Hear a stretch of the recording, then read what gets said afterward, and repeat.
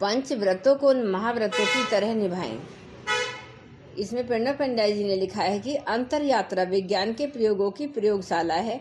देह और मन इसी अद्भुत एवं आश्चर्यजनक प्रयोगशाला में अंतर यात्रा विज्ञान की वैज्ञानिक क्रियाएं एवं परिणाम घटित होते हैं। योग के प्रयोगों के लिए देह एवं मन की दृढ़ता, प्रखरता एवं परिष्कृत आवश्यक है, क्योंकि इस अनिवार्य शर्त को पूरा किए बिना चित्त शुद्धि घटित नहीं हो सकती। कारण यह है कि देह और मन ही वे द्वार हैं जिनके माध्यम से कर्मों का परिमार्जन होता है। इन्हीं द्वारों से चित्त के संस्कार अपनी अभिव्यक्ति करते हैं। ऐसी स्थिति में यदि देह एवं मन परिष्कृत एवं सुदृढ़ न हुए तो कुसंस्कारों को शुद्धि संभव न हो सकेगी। रोग, शोक, संताप व विषम परिस्थितियों के रूप में प्रकट होने वाले कुसंस्कारों के प्रबल आघात देह एवं मन को बालू का भीति की भांति ढा देंगे और देह पंच महाभूतों में विलीन हो अपने अस्तित्व को खो देगी। इसी तरह मन शोक संताप की प्रलय में लय हो जाएगा। ऐसा न हो और योग साधना अविराम चलती रहे। इसलिए योगी के लिए व्रतशील जीवन अनिवार्य है। इन व्रतों से योग साधक का जीवन न केवल परिष्कृत होता है बल्कि सुदृढ़ भी बनता है। यम रूपी प्राथमिक अनुशासन यही कार्य सिद्ध करता है। इनका व्रत बंधन क्रमिक रूप से चेतना के रूपांतरण को घटित करता है। योग विज्ञान क्रोध को बोध में, लोभ को त्याग में, काम को प्रेम में, आसक्ति को अनासक्ति में एवं अहंकार को ओंकार में बदल डालता है। योग के प्रयोगों में ढलकर कोई भी इस अनुभव को प्राप्त कर सकता है। जो भी इस अनुभव को पाना चाहे उनके लिए योग के अनुशासन का इन महाव्रतों का पालन आवश्यक है। इन व्रतों को महाव्रत के रूप की व्याख्या करते हुए महर्षि पतंजलि अपने नए सूत्र का उद्घाटन करते हैं। ये 5 व्रत बन जाते हैं महाव्रत जब इनकी व्यापकता जाति, देश, काल एवं सभी तरह के निमित्त की सीमाओं को पार कर सार्वभौम हो जाती है। इस सूत्र की व्यापकता में न केवल योग अनुशासन योग व्रत की व्यापकता है बल्कि इसमें योग की व्यापकता भी अंतर्निहित है। न केवल योग के व्रत बल्कि संपूर्ण योग साधना सभी बंधनों व सीमाओं को पार एवं परे है। पतंजलि योग सूत्र में वर्णित योग साधनाएं कोई भी कहीं भी किसी भी अवस्था में कर सकता है। इसके लिए जाति का कोई बंधन नहीं है। न केवल ब्राह्मण, क्षत्रिय, वैश्य, शूद्र वर्ण, हिंदू, मुस्लिम, सिख, ईसाई, यहूदी, पारसी, बौद्ध, जैन कोई भी योग साधना के प्रयोगों को अपनाकर स्वयं के जीवन में इनके सार्थक परिणाम पा सकता है। इसी तरह हिमालय की तलहटी हो या सागर का किनारा, योग साधना कहीं भी की जा सकती है। हिंदुस्तान ही नहीं, चीन, जापान, अमेरिका, इंग्लैंड, अफ्रीका आदि किसी भी देश के में योग के प्रयोग संभव है। इनके लिए काल की भी कोई सीमा नहीं है। प्रत्येक समय इसके लिए सुसमय है, शुभ मुहूर्त है। जो भी कोई योग की वैज्ञानिक क्रियाओं को करेगा उसे इसके अनुभव शुभ एवं सार्थक परिणाम अवश्य प्राप्त होंगे। योग साधना की व्यापकता सार्वभौमिकता के साथ यहाँ पर विशेष प्रसंग उन 5 यम व्रतों का है जो कि जाति, देश, काल की सीमा बंधन से मुक्त होने पर भी सार्वभौम हो जाते हैं और महाव्रत बन जाते हैं। ये व्रत महाव्रत बने इसके लिए योग साधक इन व्रतों का पालन प्रत्येक अवस्था एवं स्थिति में करता है। उदाहरण के लिए यदि अहिंसा व्रत की बात करें तो यदि किसी ने यह नियम लिया है कि मछली को छोड़कर अन्य जीव नहीं मारूंगा तो यह जाति अविच्छिन्न अहिंसा है। इसी तरह यदि कोई यह व्रत ले कि किसी भी तीर्थ स्थान में हिंसा नहीं करूंगा तो यह देश अविच्छिन्न अहिंसा हुई। यदि कोई यह व्रत ले कि एकादशी, अमावस्या एवं पूर्णिमा को किसी को नहीं मारूंगा तो काला विच्छिन्न अहिंसा व्रत हुआ। यदि किसी का यही नियम है कि मैं विवाह के समय को छोड़कर अन्य किसी कारण से हिंसा नहीं करूंगा तो यह समय विच्छिन्न अहिंसा व्रत है। ठीक यही बात यम के अन्य आयामों या सोपानों के संबंध में है। इन प्रतिबंधों के साथ इन्हें व्रत तो कहा जाएगा परंतु महाव्रत नहीं। इन्हें महाव्रत तभी कहा जा सकेगा कि जब इन पर जाति, देश, काल व निमित्त का कोई भी प्रतिबंध न रहे, किसी भी कारणवश इनमें कोई भी शिथिलता न बरती जाए। यदि इन व्रतों का साधना जीवन में महाव्रत का रूप दिया जा सका तो ये साधक को परिष्कृत करने में उसके अहंकार को पूरी तरह से मिटा देने में सक्षम है। कई बार यह देखा जाता है कि कुछ लोग इन व्रतों को अपने जीवन में महाव्रत बनाए बिना ही योग साधना में काफ़ी आगे बढ़ जाते हैं। इनमें योग शक्ति भी पर्याप्त मात्रा में आ जाती है, वे इसका प्रदर्शन भी करते हैं, परंतु जब उनमें और तमाशा दिखाने वाले जादूगरों एवं बाजीगरों में कोई अंतर नहीं रहता, वे सदा विवेक और वैराग्य से विहीन रहते हैं। बिना विवेक एवं वैराग्य के योग नहीं साधता।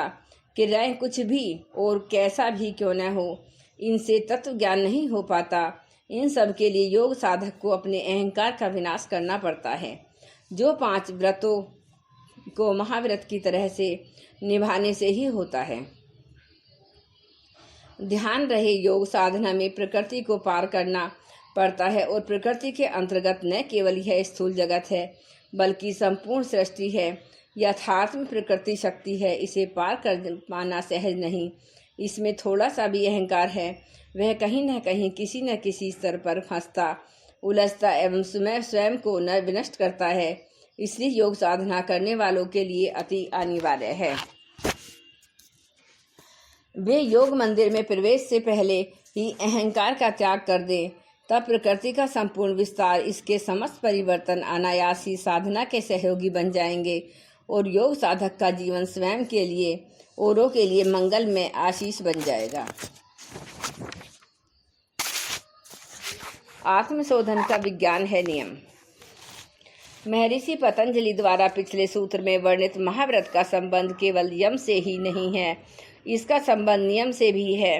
नियम में उन तत्वों का समावेश है जो व्यवहार के आधार एवं विचार एवं संस्कार को परिष्कृत करते हैं। इस नियम के सत्य का उद्घाटन महर्षि पतंजलि ने अपने अगले सूत्र में किया है।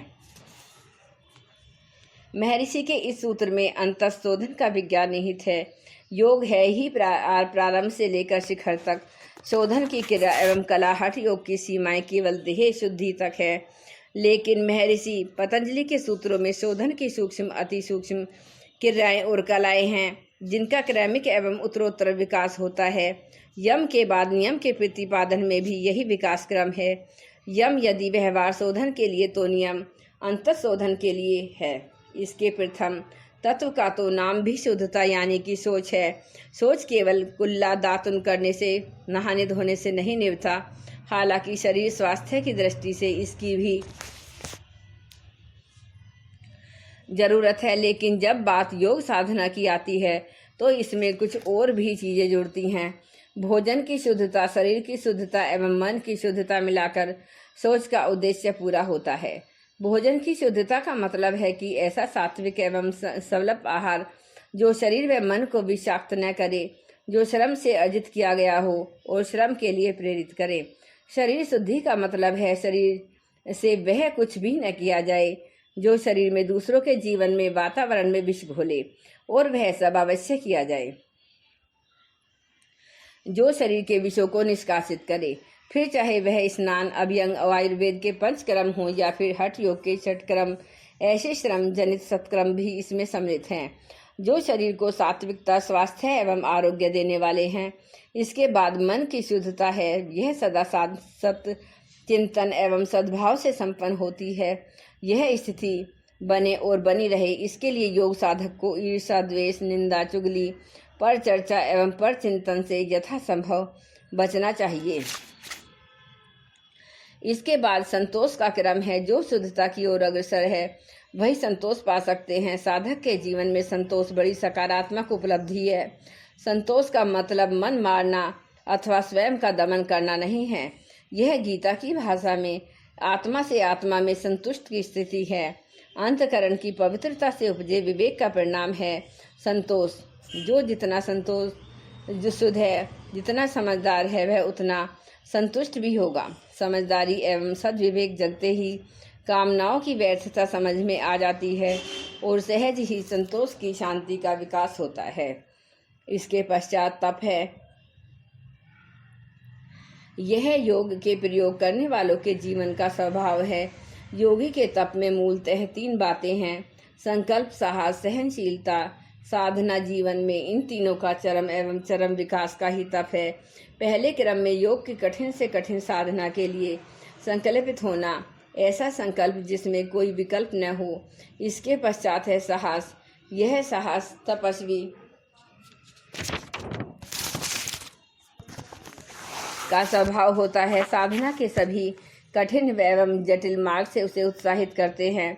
वह साहसपूर्वक इन कठिनताओं एवं जटिलताओं को रोनते हुए आगे बढ़ता है। इसके साहस सहनशीलता अनिवार्य रूप से जुड़ी है। साधना मार्ग पर चलना छुरे की धार पर चलना है।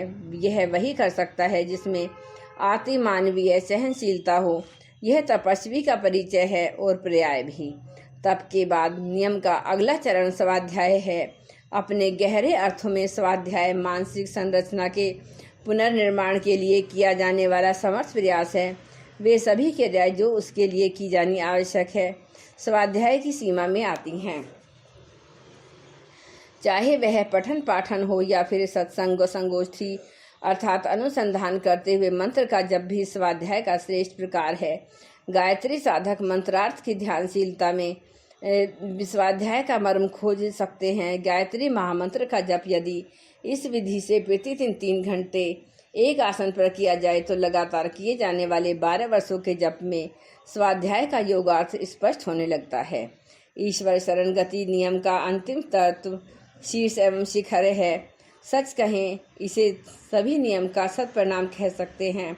भगवान पर अनन्य भरोसा रखना, प्रत्येक कर्म उनको साक्षी मानकर करना, उन्हें ही उसे समर्पित कर देना, प्रतिपल उनके सहचर्य को अनुभव करना, प्रत्येक क्रिया विचार एवं भाव के साथ उनमें स्वयं को विलीन होते हुए सुख का अनुभव करना, यही ईश्वर शरण गति है।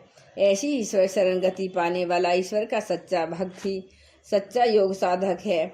जो भी विचार भावनाएं एवं कर्म इसके अनुरूप न हों उसमें बाधाएं बनाएं, योग साधक को उनसे दूर ही रहना चाहिए। जय गुरुदेव, जय गायत्री माता।